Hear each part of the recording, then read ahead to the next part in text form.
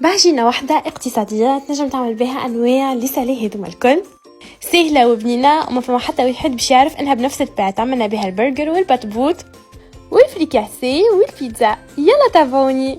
فارينة زدت عليها زعفر البيض، زيت زيتونة، والمكونات الكل باش نكتبها: ملح وسكر وخميرة جاتو وماء دافي باش نعجنهم وبعد نخليهم يرتاحوا لمدة ساعة.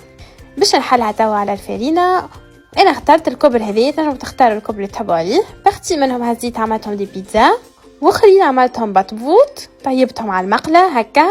بالنسبه للفرخ نتاع البطبوط تنجموا تحطوا شنو تحبوا، انا اخترت حطيت فاريانت مايس وتن وكريم فريش. صدقوني الفرخ هذي ياسر بنين. عبيت توا البطبوط نتاعي وباش نتعدى نعملو الفريكاسي.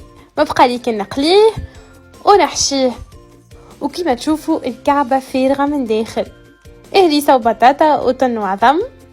بالنسبة للبرجرز دهنتهم بصفر بيض، رشة شوفان، وحطيتهم في الفور يطيبوا على 180 درجة لمدة 8 دقائق. توا ما بقى لي كي نفرسيهم باللي نحب.